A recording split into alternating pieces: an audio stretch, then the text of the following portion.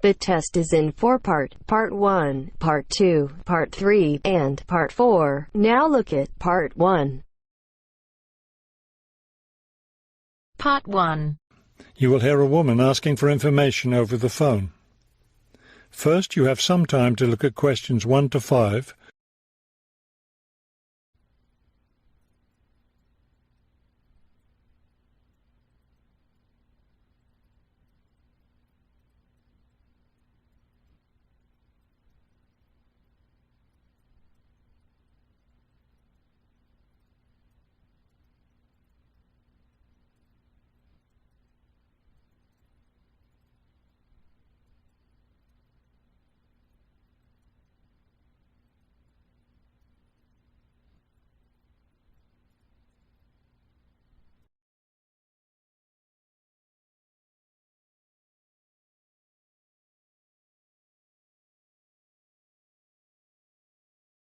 Now we shall begin. You should answer the questions as you listen, because you will not hear the recording a second time. Listen carefully and answer questions 1 to 5. Good afternoon, Plainfield Community Centre. Yes, hi. I'm new in town, and I was curious about the services the community centre has to offer. We offer a variety of recreational activities. What were you interested in particular? Well, everything, I guess. Okay, let's start with kids. I have a teenage son. What activities do you have for teens? Right now, during the school year, we have tutoring sessions for children and teens in all subjects. That would be good. He needs help with algebra. We can certainly help with that. Just have him come by any Wednesday or Saturday afternoon. That's when the tutoring sessions are scheduled. Fantastic! What about sports? Do you have sports activities for teens? We have tennis lessons on Sunday mornings for teens and Sunday afternoon for adults. I don't think my son would like that, but my husband might. For myself, I'd be more interested in yoga. Do you offer yoga classes? We do. Our yoga classes take place on Tuesday and Thursday evenings. We divide it up into several groups, so there's one class for younger children, one for teens, and one for adults. Really? I doubt my husband and son would be interested, but I'd like to sign up for yoga. I also like reading. Do you have any book clubs? We have one just about to start. The first meeting will be next Friday morning. It will focus on early 20th century novels. Too bad it's Friday morning. I think my son would enjoy it, but of course he's in school at that time. Well, actually, that book club is for adults only. We may start one up for teens next summer, but we have nothing for that age group right now. Oh well, I suppose he has enough to keep him busy for now. Now, what about fees? Do these classes and activities cost anything? Before you hear the rest of the conversation, you have some time to look at questions 6 to 10.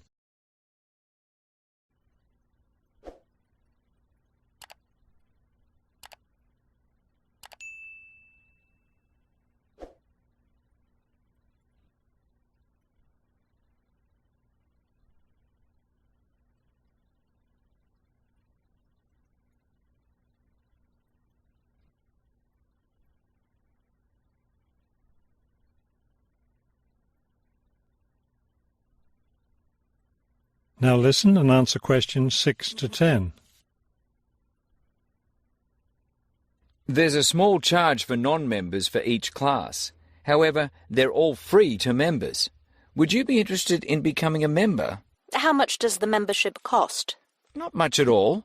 The yearly fee is $75 for individuals and $225 for families. What do I get with the membership? You get free access to all classes and activities, and you can use our facilities like the tennis court, the exercise room and the meeting room.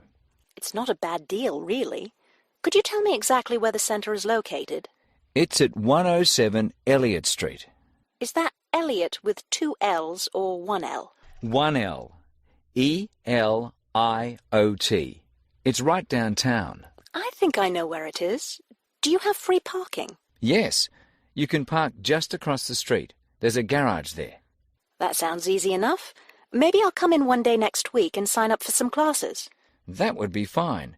But don't come on Monday because we're closed that day. We're open Tuesday through Sunday. Oh, thanks for telling me. Maybe I'll stop in on Tuesday then. Can I pay for the classes with a personal cheque? We accept cheques and credit cards. Okay, thank you very much. You've been very helpful. That is the end of part 1. You now have half a minute to check your answers.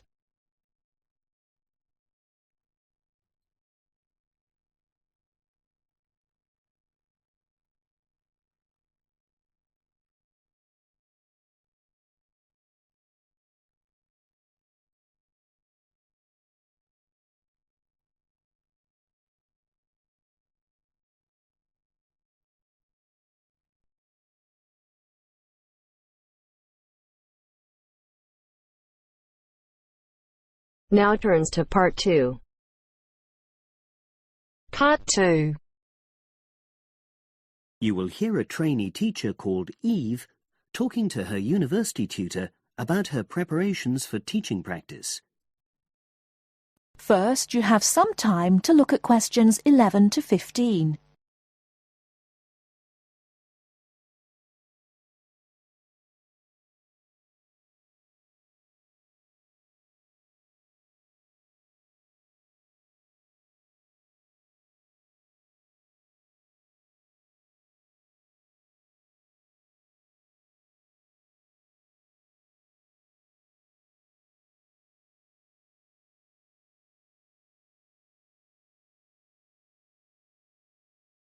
Now, listen carefully and answer questions 11 to 15.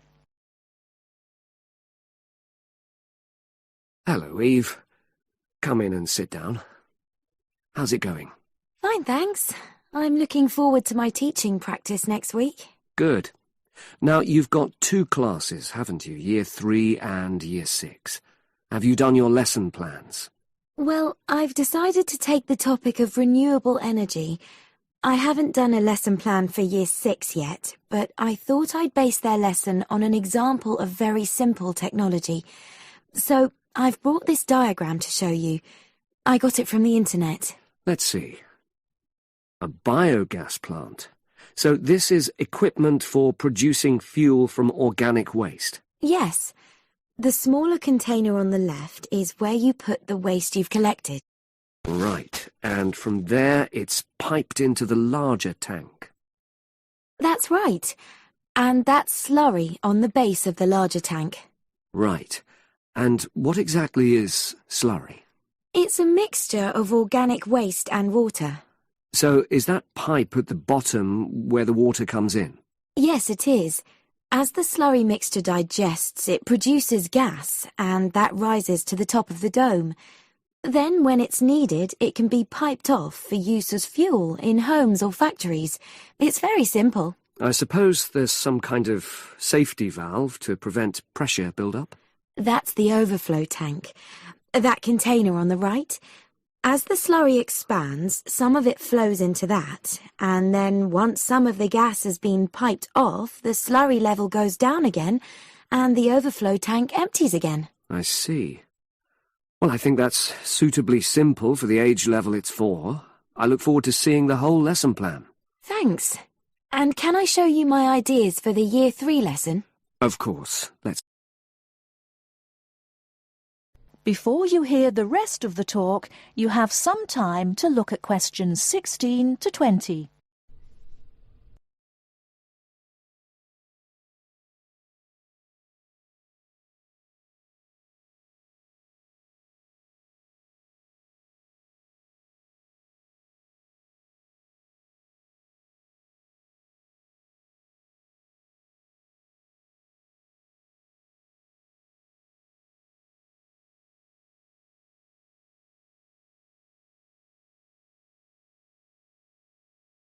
Now listen and answer questions 16 to 20.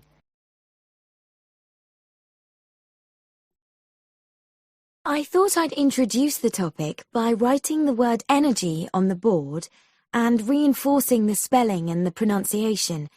Then I'll do a little mime, run on the spot or something, to convey the sense. I'd keep it brief at this stage. Yes, I will. Then I'll wipe the word off and write the question, where does energy come from? And see what the pupils come up with. Fine. I'd suggest that you just brainstorm at this stage and don't reject any of their suggestions. Yes, that's what I was going to do. Then I've produced a set of simple statements like, energy makes cars move along the road, and energy makes our bodies grow. There are 8 altogether. Are you going to give them out as a handout or write them up on the board?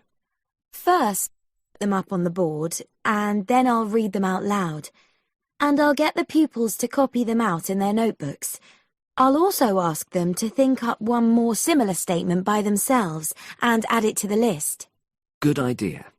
After that, I thought I'd vary things a bit by sticking some pictures up of things like the sun and plants and food and petrol and a running child. And I'll get the pupils to work out what order the pictures should come in terms of the energy chain.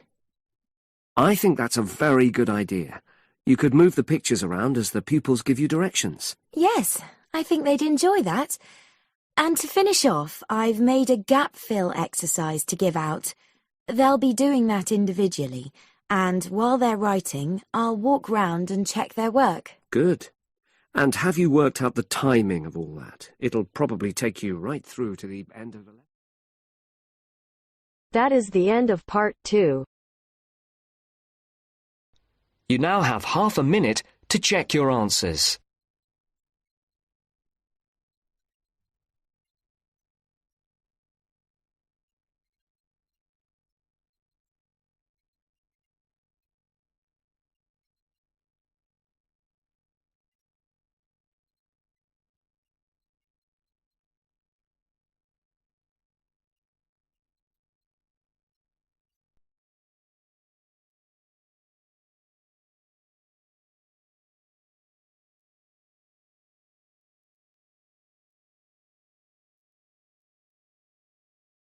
Now turn to section 3. Recording 65. You will hear a first-year marketing student called Leo talking to a second-year student called Anna about his marketing report. First, you have some time to look at questions 21 to 26.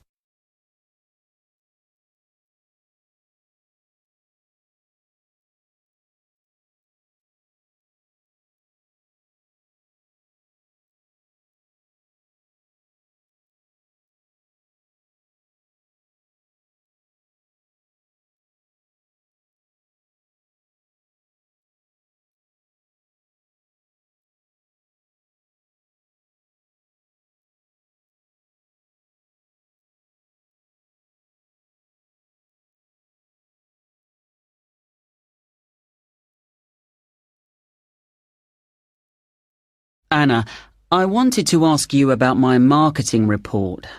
I'm not sure about it. That's okay, Leo. So what do you have to do? Choose a product or service, then compare 2 organisations that produce it. I'm doing instant coffee. But haven't you got a weekend job in a clothing store? Why didn't you choose clothing? That was my first thought, because I thought it'd give me some practical examples. But when I searched for men's clothing on the internet, there were hardly any articles. So then I looked for coffee, and I found there were tons. Yeah, there are so many brands on the market now. OK, so how much have you actually written? I've done part 1 on economic and technological factors. I found some good data on technological changes, how in Australia fewer people are buying instant coffee because of cheap coffee percolators that they can use to make real coffee at home. But there's also a movement away from drinking coffee. Switching to things like herbal teas instead because they think it's healthier. But that's not really to do with technology. It's more cultural.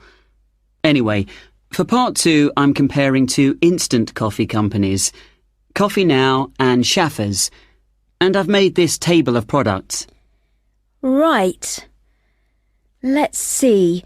So you've got the brand names and prices and selling size and descriptions. OK, the table looks good. You'll get marks for research there. Where will it go? In the section on the marketing mix, under product. Not in the appendix? No. OK, but it's too factual on its own. You need to add some comment in that section about the implications of the figures. Right. I'll do that. Now, I want to say that I think that Schaffers is more of a follower than a leader in the coffee industry. Now, I'm putting that in the section on market share. Does that seem okay? Let's see.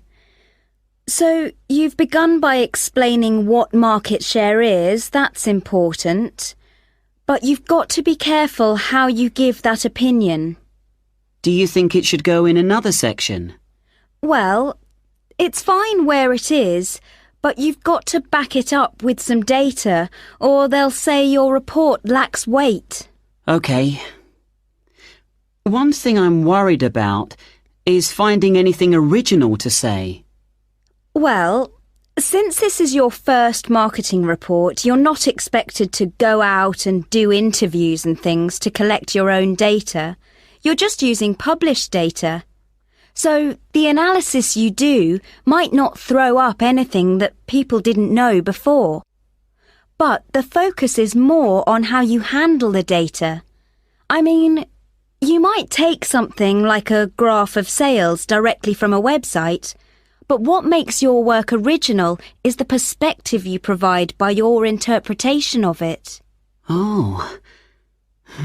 You know, it's all so different from business studies assignments at school. It's really surprised me. What? How much research you have to do? I expected that. It's more, I knew exactly what I had to do to get a good grade at school. And I knew I'd be expected to go more deeply into things here. But I haven't got information on how the lecturer is going to grade my work, what he's looking for.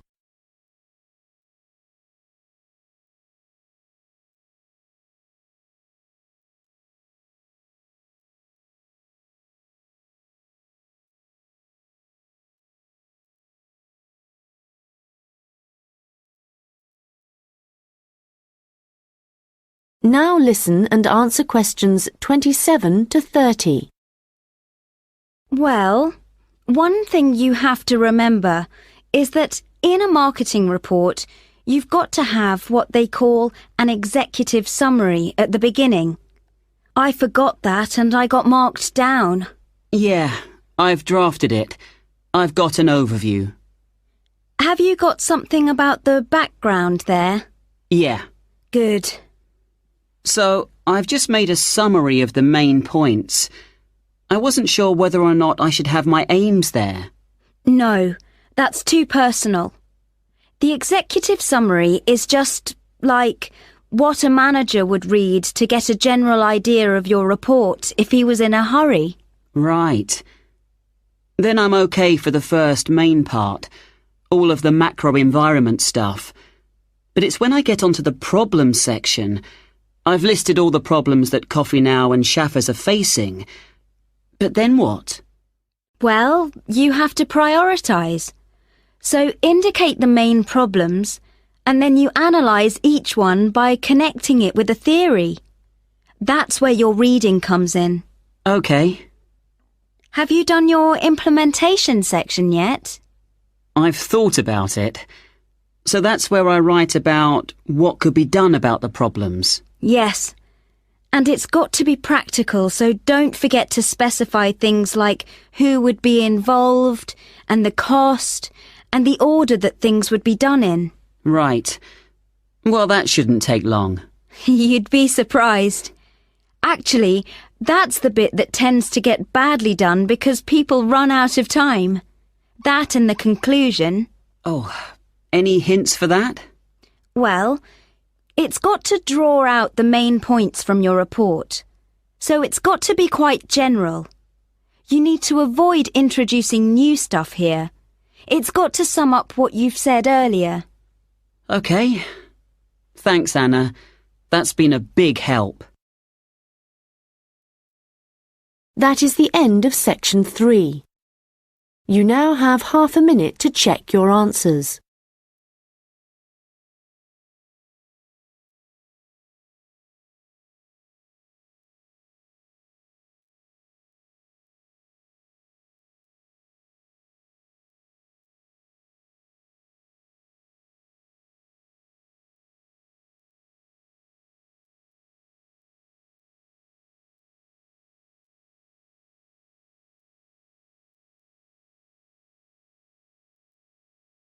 Now turn to section 4. Recording 66. You will hear part of a lecture about the history of fireworks in Europe. First, you have some time to look at questions 31 to 40.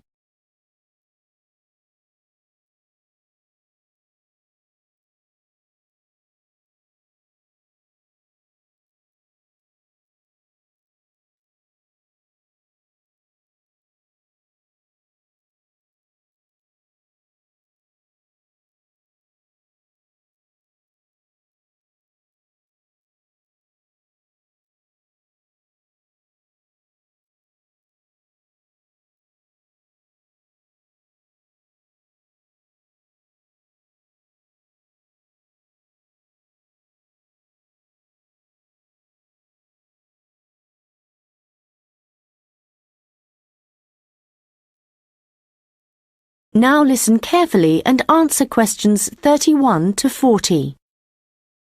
An interesting aspect of fireworks is that their history tells us a lot about the changing roles of scientists and technicians in Europe. Fireworks were introduced from China in the 13th century. Up to the 16th century, they were generally used for military purposes, with rockets and fire tubes being thrown at the enemy. But they were also sometimes a feature of plays and festivals, where their chief purpose was related to religion.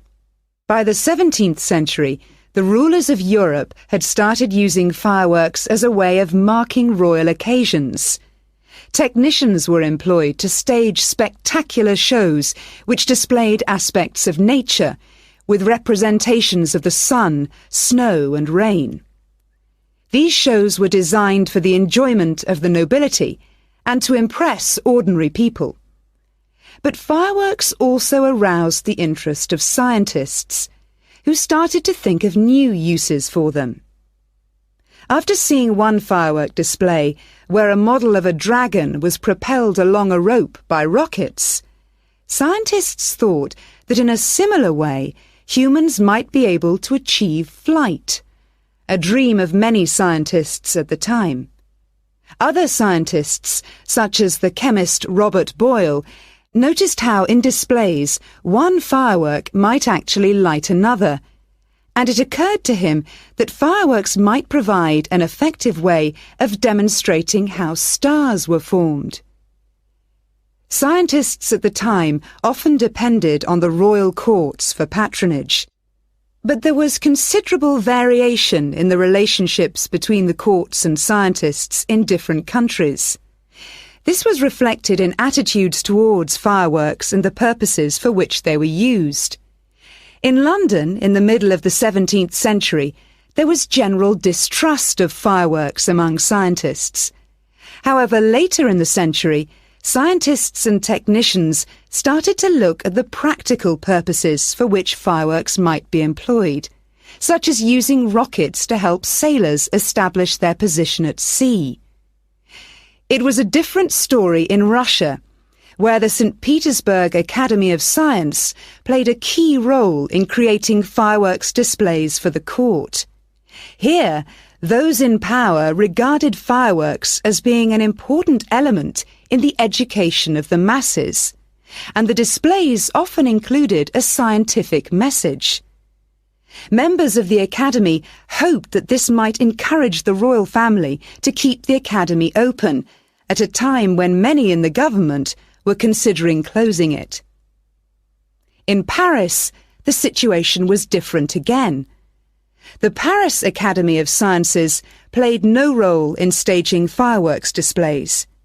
Instead, the task fell to members of the Royal Academy of Painting and Sculpture.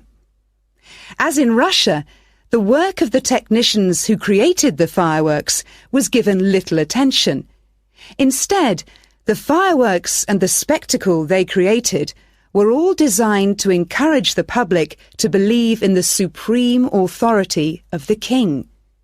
However, science was also enormously popular among the French nobility, and fashionable society flocked to demonstrations such as Nicolas Lemery's display representing an erupting volcano. The purpose of scientists was basically to offer entertainment to fashionable society, and academicians delighted in amazing audiences with demonstrations of the universal laws of nature.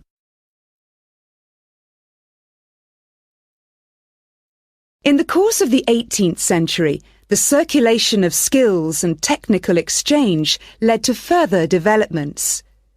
Fireworks specialists from Italy began to travel around Europe, staging displays for many of the European courts.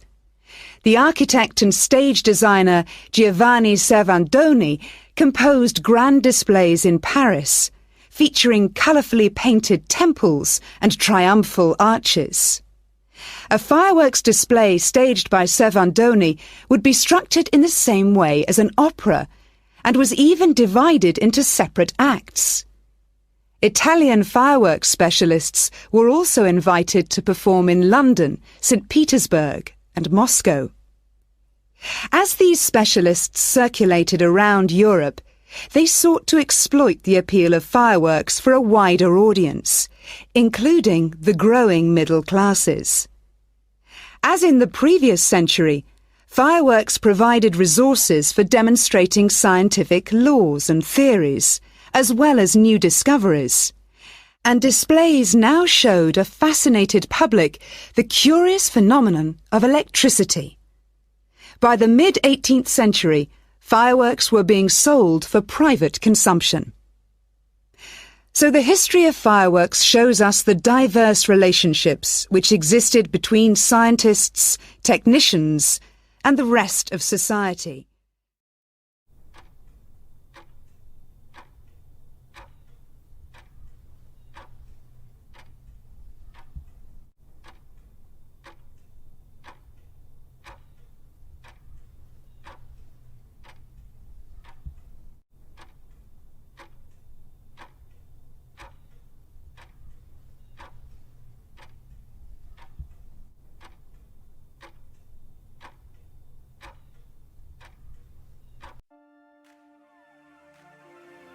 That is the end of the listening test.